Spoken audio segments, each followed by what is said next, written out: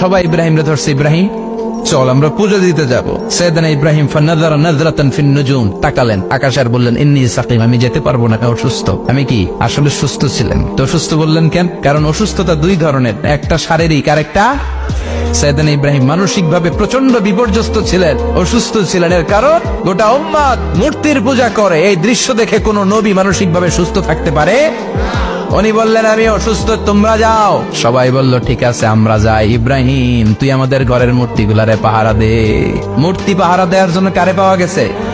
সাইয়েদনা ইব্রাহিম কয় ঠিক আছে আজকে পাহারা দিমু, জম্মের পাহারা, যা তোরা দিতাছি, পাহারা দিতেছি যা। এইবার সাইয়েদনা ইব্রাহিম মূর্তির ঘরে ঢুকলেন। দেখেন কি সুন্দর কথোপকথন আল্লাহ তুলে ধরলেন। আল্লাহু আকবার। মূর্তির ঘরে, দেবীর ঘরে ঢুকে উনি ঘুরে ঘুরে তাকায়, দেখে একটা এমনি হাত আর একটা ব্যাগ করে 14-15টা হাত নিয়ে তাকায় আছে। উনি সবগুলোর সামনে এভাবে তাকায় আছে, দেখে এক একটা এক এক চেহারা, একটা হাতির গণেশ স্টাইলের, আর একটা এরকম, আর একটা নারীর, আর একটা বাঘের, আর একটা তলোয়ার নিয়ে আইতাছি কোপায় ফেলাম আছে না নাই। সবগুলোর সামনে যায়, যে দেখে আর অবাক হয় কত ধরনের খোদার কাছে এরা কত কিছু চায়। আর যে দেখে প্রত্যেকটার সামনে ডেজার্টস আইটেম, মিষ্টান্ন, এক একটার সামনে রসমালাই, এক একটার সামনে কালো জাম, লাল জাম, রসগোল্লা, চামচাম, দুধ মালাই, মালাই চপ আছে না নাই। জিব্বায় পানি চলে আসছে নাকি? তো সাইয়েদনা ইব্রাহিম অবাক, কিরে এত মূর্তি, এত ডিজাইন, এত ভাবে এরা অঙ্গভঙ্গি করে আছে, এত খাবার দেয়া, খায় না কেন? সাইয়েদনা ইব্রাহিম ভাবলেন মনে হয় নাগাল পাই না, আমি একটু তুল্লা ধরি। উনি রসমলাইয়ের বাটিটা নিয়ে যেটা হা করে আছে ওইটার সামনে যায়, কয় খা। কি কয়? বানাই করতেছি মনে হয়। ফারাগা ইলা আলিহাতিহিম, মূর্তিগুলোর কাছে গেলেন। ফাকালা আলা তাকুলুন, খাবি না? খাবি না দাদা, আমি কিছু খা। কোরআন থেকে বলছে, ঠিক কিনা? উনি ভাবলেন ওরা হয়তো খেতে পারে না, নাগাল পাচ্ছে না, কিংবা আমারে দেখে লজ্জা পাচ্ছে। নিচ থেকে রসমলাইয়ের বাটি তুলে ধরলেন। উনি বললেন খা, আর ওগুলা কয় হা হা করে নিচ্ছে, নড়েও না সরেও না। উনি মুখের সামনে তুলে ধরে বললেন আলা তাকুলুন, খা। সবগুলার সামনে গেলেন, খা খা। কেউ খায় না, ওগুলো হা করে আছে। সাইয়েদনা ইব্রাহিম বললেন খা, কেউ কথা কয় না। উনি বললেন খাবি না কেন? তাইলে কথা ক। এই যে কষ্ট করে উড়াইলি, মুখের সামনে দিলাম, খাবি না কেন? কথা বল। আলা তাকুলুন, খাবি না কেন? কথা বল। মা লাকুম লা তাতাকাল্লামুন, খাবি না কেন? মা লাকুম লা তানতিকুন, হয় খা নয় কথা ক। বলতেই লাগলেন খা খা। প্রত্যেকটা মূর্তির সামনে গেলেন, খা। ওগুলো করে আছে হা, কোনো কথা কয় না। কয় কেন খাবি না? তাইলে কথা ক। খায়ও না, কথাও কয় না। আপনার ছেলে বায়না ধরছে, আব্বা চানাচুর দাও। কি খাম? চানাচুর কিনে দিলেন, এই নে চানাচুর। এখন চানাচুর খায় না। কিরে বাপ খাবি না কেন? কথাও কয় না, খায়ও না, কথাও কয় না। এখন বাকি আছে কোনটা? কথা কর। ফারাগা আলাইহিম দারবাম বিল ইয়ামিন, ডান হাতে কোপানো শুরু করলেন। ইচ্ছে মতো খুশি কিল মারতে মারতে মূর্তিগুলার সাইজ। ফারাগা আলাইহিম দারবাম বিল ইয়ামিন, এক একটা নবীর হাতে জান্নাতি শক্তি দিয়েছে কে? খা নাইলে কথা ক।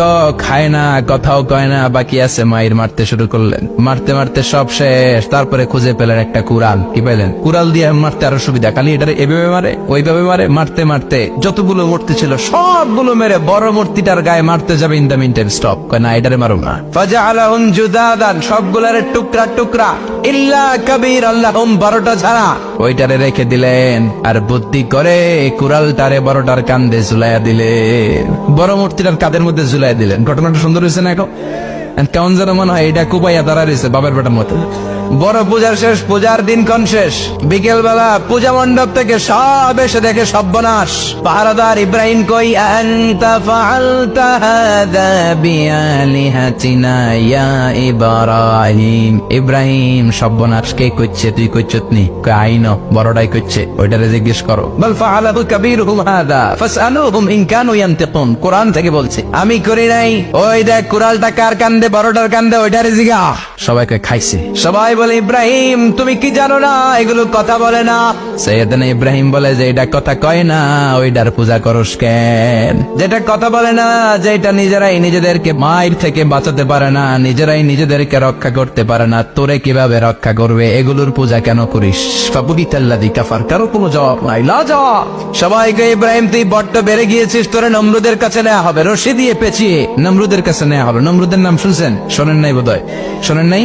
পৃথিবীতে 4 জন বাদশা ছিল, যারা গোটা বিশ্বের বাদশা। গোটা বিশ্বের 2 জন কাফের, 2 জন মুমিন। মুসলমানের একজন হচ্ছে জুলকারনাইন, আরেকজন হচ্ছে সাইয়েদনা সুলাইমান। কাফেরের একজন হচ্ছে বাখতানাসার, আরেকজন হচ্ছে নমরুদ। এই নমরুদের কাছে নিয়ে যাওয়া হলো, রশি দিয়ে বেঁধে এবার নমরুদের সাথে কি ডায়ালগ মারছে এটা তো আর কোরআনে নাই, কথা কও এটাও আছে। নমরুদ বলে, ইব্রাহিম শুনলাম তুমি নাকি আমাদের খোদাগুলারে মারছো, তুমি নাকি কোন আল্লাহর ইবাদত করো, তুমি নাকি কোন নতুন রবের তথ্য নিয়ে আমাদের বাবেল নগরীতে আগমন করেছো। আমি ছাড়া কোনো খোদা আছে বলে তো আমি শুনি নাই, এই বাবেল নগরীতে আমি ছাড়া কোনো খোদা আছে আজকে নতুন শুনলাম। কে তোমার খোদা, কি তার পাওয়া? এবার ডায়ালগ মারা শুরু করলেন সাইয়েদনা ইব্রাহিম। সাইয়েদনা ইব্রাহিম বললেন, রব্বি আল্লাযী ইউহয়ী ওয়া ইউমীত, আমার রব এমন রব যিনি জীবন দেয় আবার মরণও দেয়। নমরুদ বলে, তাই তোমার আল্লাহ জীবন দেয় মরণ দেয়? আনা উহয়ী ওয়া উমীত। এবার নমরুদ ডায়ালগ মারতেছে,